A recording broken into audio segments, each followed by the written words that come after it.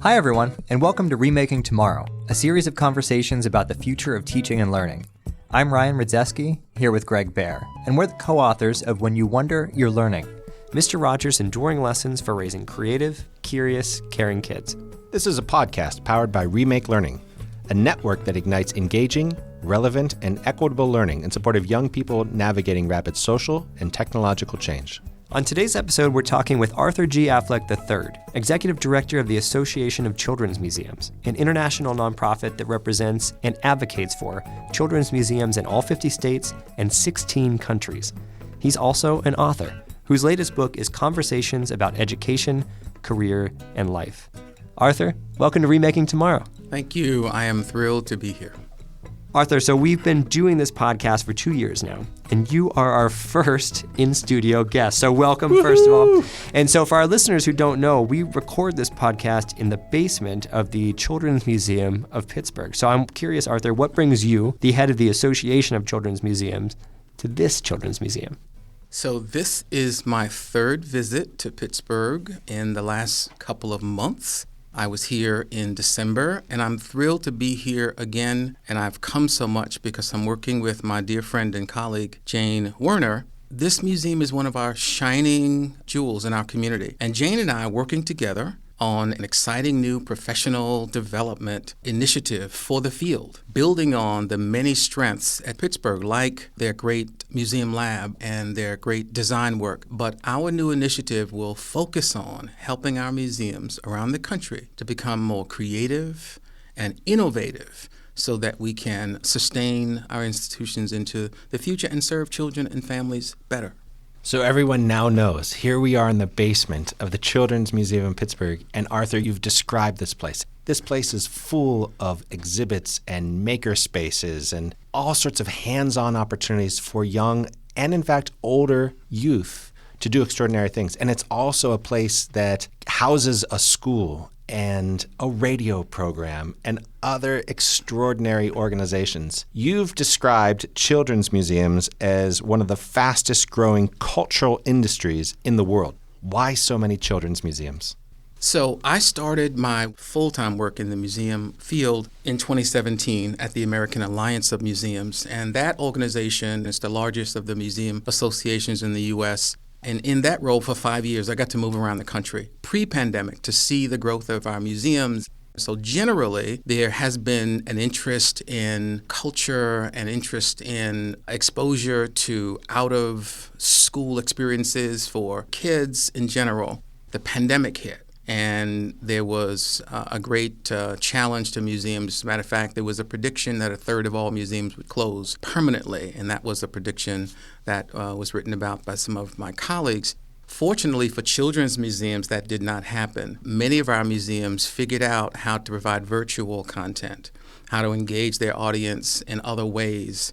Some of them had outdoor spaces. And then when the pandemic started easing and children and families felt comfortable coming back into the spaces, we are getting back to pre-pandemic levels of visitation and engagement, revenue generation, and all that. But the real reason why the growth, if I may, I want to read a short quote from the great Fred Rogers. Oh, please do. So you may know that we give an award each year, something called the Great Friend of Kids Award. And a number of years ago, we gave that award to Fred Rogers. And in his talk, he said this: "Some people talk about play as if it were a relief from serious learning, or even worse, a waste of time. But for children, play is exceedingly serious and important.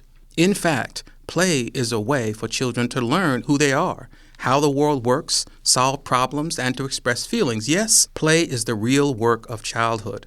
And here's the part that's relevant to children's museums. He went on to say, "And for young people today, many children's museums offer play experiences that other settings are not able to give them."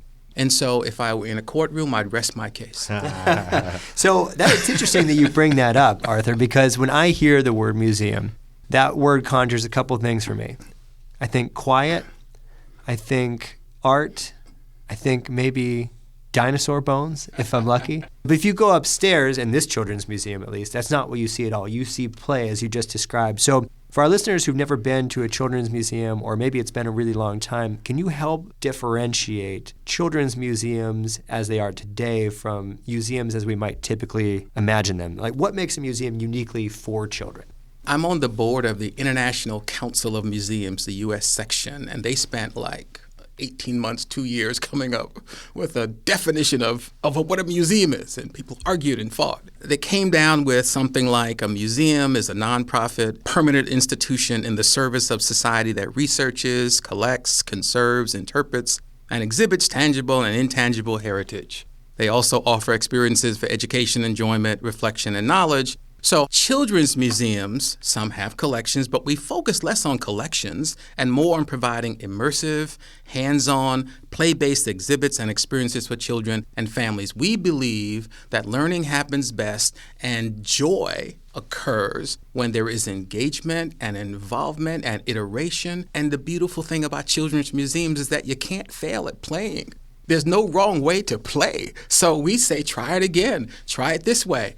And I have been 1 year in this role to dozens of museums all over this country and in foreign countries. Last December, we opened the new Children's Museum in Singapore. I was in the UK several months ago, and they're opening the V&A, which is a venerable art museum. It's opening the Young V&A next year to serve children more effectively. So I think there is this realization that children are not just little adults. We're getting more comfortable with the science of learning that you all know well, and that we've got to have children engaged. We've got to give them agency. But the bottom line is that there's been a greater realization. We've got to get kids out and about into other kind of cultural spaces.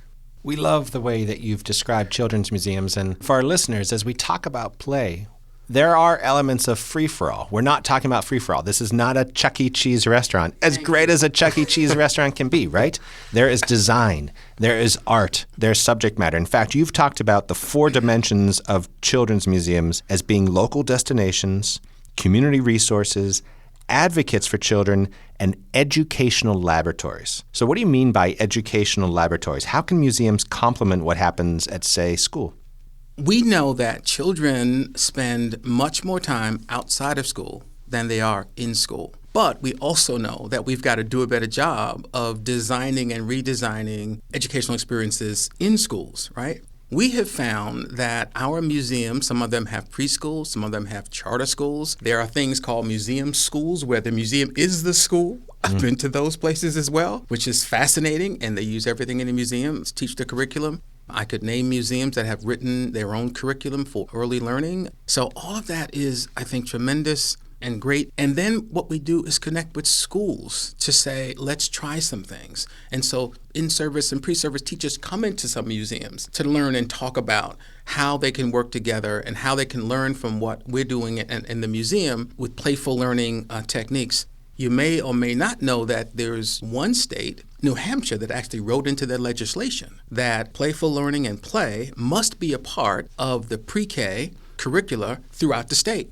But they didn't know how to do it. And so they called the Children's Museum of New Hampshire and said, will you come and talk to us about how we might do this? And they called folk from the University of New Hampshire. And so I went up and visited, and I got to see this collaboration between the museum and schools and the community. So the museum became a laboratory. They came into the museum to test out some things. They sent coaches into the schools to work with teachers. And it's working really well, and we hope to duplicate that success around the country. It's so exciting to hear you talking about this growing recognition of play as something that matters, as something that's not frivolous. And one of the things you mentioned earlier was the idea of guided play. And there's so much research now about how guided play not only helps with academic learning, but also is important socially, emotionally, developmentally for kids, and as you just mentioned, for adults too. Can you tell our listeners who might not be familiar, what is guided play? How do you define it? And what are some of the ways you see guided play facilitated in places like children's museums? It is interesting to note that not everyone understands and appreciates the power of play. I've talked to superintendents who've said, we'd like for your museums and your organization to help us to convince parents and some teachers about the power of play. Some parents have said, my children should be seated someplace with an instructor in front of them, taking notes. They assume that's the best way to learn. They just don't know. But there is, as you said, a lot of research around play. So we believe that play is learning, full stop.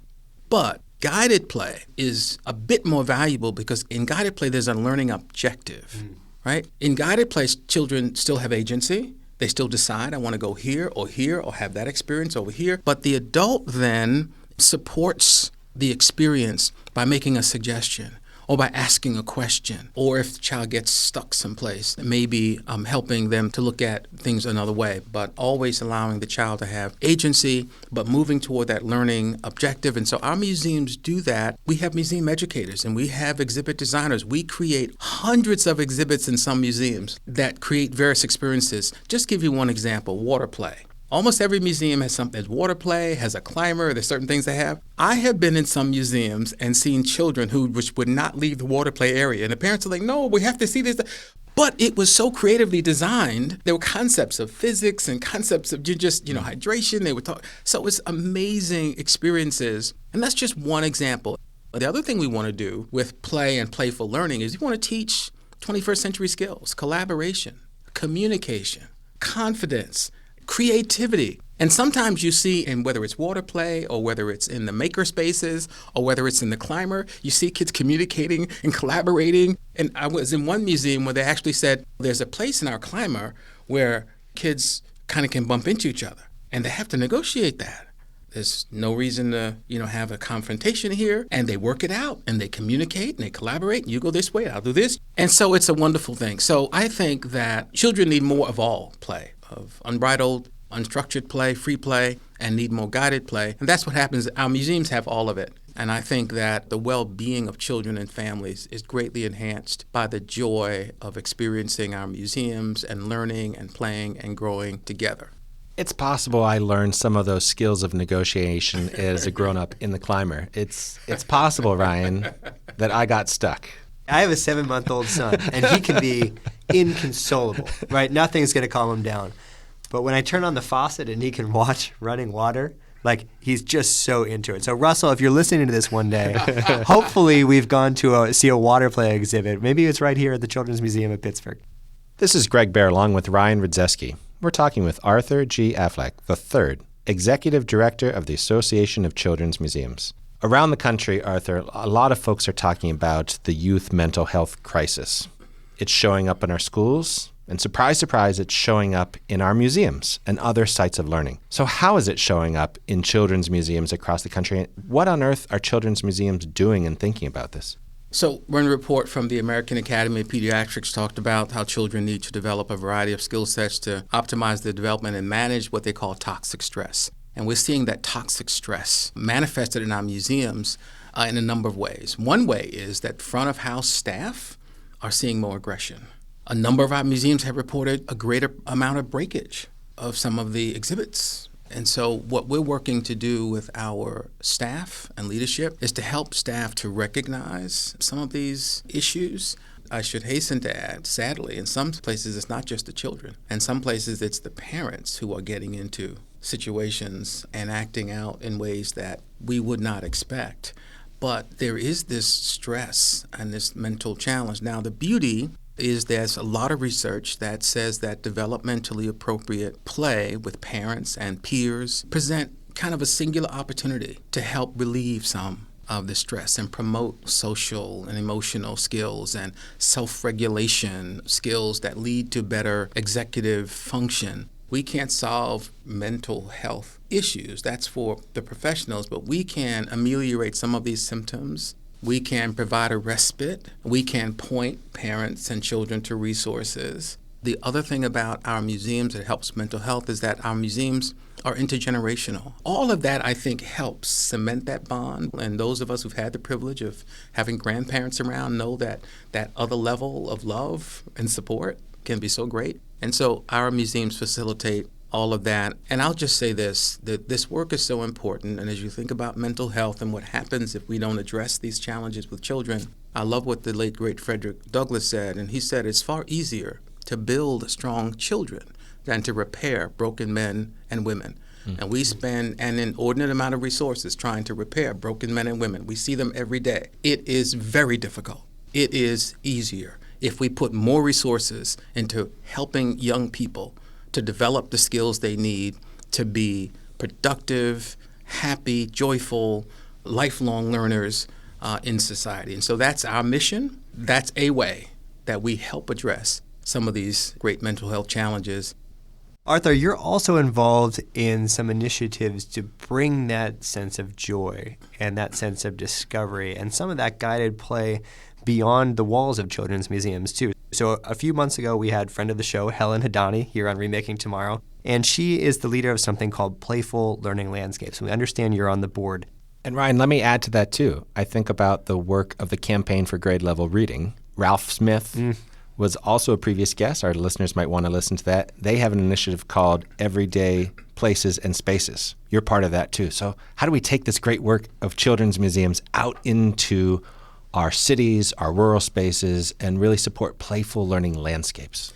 Yes, so I was with the great Ralph Smith and others at the Children's Museum in Philadelphia called Please Touch. I was also with Helen Hadani at the Brookings Institution for another event with Kathy Hirsch-Pasek and others who are all involved with playful learning landscapes. So again, what we know is that children are in school for a certain amount of time. Most of the time they're out of school. How do we productively engage them? They're not always in a museum, but they are in their communities, going to the bus stop, going to the playground and other places. And so Playful Learning Landscapes recognizes that playful learning exists not just in museums and not just in classrooms, but outside in informal learning spaces. This initiative, we think, uniquely blends the science of learning and placemaking and community cohesion, transforming public and shared spaces into fun and enriching learning hubs and piazzas, if you will, because we work internationally as well. But it could be bus stops, it could be basketball courts, it could be any public space. We turn it into a place for learning and engagement. And there is data and research to show that in supermarkets, when we have had certain kinds of exhibits, that it did lead to more engagement, to more conversation with caregivers and children. And so we know it works to try to engage. And we make this culturally responsive, if you will. So if we're in a Latinx community, if you will, then the kinds of images and exhibits that we'll use relate to that culture that makes that community comfortable. And the same is true when we work internationally. So I'm thrilled to be on this board. We're really ramping up to do much more work. I'm smiling, too, because as we think about landscapes, it's hard for me and Ryan not to think about the work of Fred Rogers, right? It was Mr. Rogers' neighborhood. It wasn't Mr. Rogers' classroom. It wasn't Mr. Rogers' living room. It was Mr. Rogers' neighborhood. And hearing, Arthur, you say, how do we think about the places any one of us might go as part of a learning landscape? And what are the things that we can do to be deliberate and intentional about bringing that joy of curious, caring, loving learning in all of the places where our young people might be together with the caring adults in their lives? Absolutely. You nailed it as usual.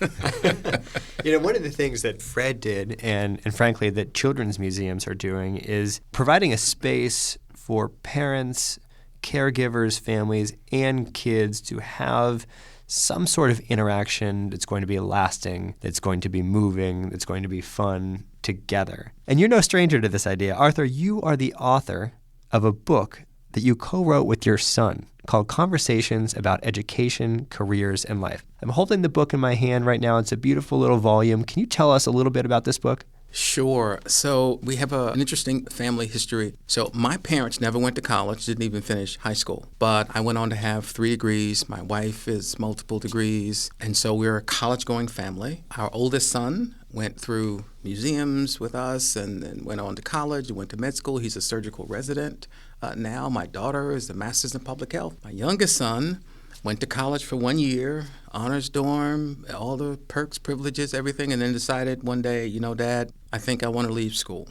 I'm not having a good experience there. It's not where I want to be. I was not shocked because I was in touch with his advisor. I was monitoring his progress and so simply said, okay, son, what do you want to do? We decided he would work for a while and then think about his next step. Then the pandemic hit. He got laid off from his job, and we decided we both had a little bit more time, both working, but had more flexibility. Let's write this book about your experience. What didn't work for you? And let's think together about non-college options. Part of the toxic stress, Greg and Ryan, that children feel is parents convincing them that you must do school this way, that you must get A's in everything, that you must master science and technology and STEM and all of that. If you don't do that, you're a failure. And whether we use those words or not, that's kind of what we're saying. And our conversation with our son has said, no. I love this quote. It's in the book, is that all children are gifted, but some open their packages at different times, right? And long story short, my son Calvin saved his money, his unemployment checks, moved to Virginia Beach, took a job, bought a condo. He's working on his real estate license. And I told my wife, the surgeon will do well, but he has loans. Be nice to Calvin. He's likely to be the mogul in the family. Congratulations, Calvin. If you could see how proud your dad looks in the studio. One of the take-home lesson is, yes, we still believe that college is a good system, certainly designed to prepare students both intellectually and socially for careers and adult life, but it is not the only option, and often not the best option for some students, especially if you have no clue as to why you're at college in the first place, and which is why half of them drop out, stop out, and yet have debt and no degree. So we have to stop insisting that every child follow that same path at the same time. It's interesting, just looking through the book, it's organized in such a way that you have your commentary and Calvin has his. I'm just curious what you learned about one another through this process. Anything that's particularly surprised you? Part of the reason to do the book was to spend time with my son in this intimate way. It sparked lots of conversations. And so I did learn that he understood before I did that he could be a success in life without a degree from university, that he was a creative, and that he wanted to do some things differently. I learned that he understood things like social media were not good to consume constantly. I learned, and this is important, that he went through a period of depression that we were able to talk about. And why didn't you come and talk to us? Well, didn't have the words. So parents, we've got to be more observant and more open to these conversations, and don't shut down these conversations because the child assumes that if they're not saying the right things and following the right path, that we as parents will be disapproving of them. As Fred Rogers says in the book on page 110, in your book, When You Wonder, You're Learning, he talks about, it's you I like, every part of you. And I won't sing the whole song, but that is what I have said to my children, and that is what I said to Calvin. I like you, I love you, every part of you, and it has nothing to do with these artificial badges and certificates and degrees. And he is a good and wonderful person. And all of my kids are, mostly because they have a wonderful mother, and I did that, so I take responsibility. But that's what we want. So he has all of those characteristics that we want to have. And there are people we know with multiple degrees that are not joyful, not productive. There are many educated derelicts, so there are no guarantees just because you get a degree. Well, among the degreed people whom we admire in this world is Dr. Janetta Cole, who endorsed your book. She was the one-time president of Spelman College, also Bennett College. We recently had Dr. Suzanne Walsh, current president of Bennett College, on this podcast. And there's a quotation at the beginning of chapter 2 in your book on page 8 from Dr. Janetta Cole, who said this: "An education that teaches you to understand something about the world has done only half of the assignment. The other half is to teach you to do something about making the world a better place." Arthur, you have and are making this world a better place. How can people find out more about your work? They can certainly go to our website at the Association of Children's Museums. I am on social media. You can find me certainly mainly on LinkedIn. There are not many Arthur Afflecks, so you'll find me there. And just happy to be here and to continue to share and to grow and to learn from leaders like you. And we'll continue to do this work. And before we let you go, we have one last question. What's one thing that parents and educators can do today to make tomorrow a more promising place for every learner? The one thing they can do is to believe that their parents who don't believe in themselves and their ability to guide and develop their children, and they don't believe their children can grow and develop if they come from disadvantaged backgrounds. And I like to say that no one rises to low expectations. And so if we don't believe in the children and if we don't instill a sense of belief in themselves, they are likely not to succeed. As someone said, if you believe you can't do it or you believe you can do it, you're probably right. Thanks again to Arthur G. Affleck III, Executive Director of the Association of Children's Museums and the author, with his son Calvin, of conversations about education, careers, and life. Remaking Tomorrow is powered by Remake Learning. Learn more at remakelearning.org.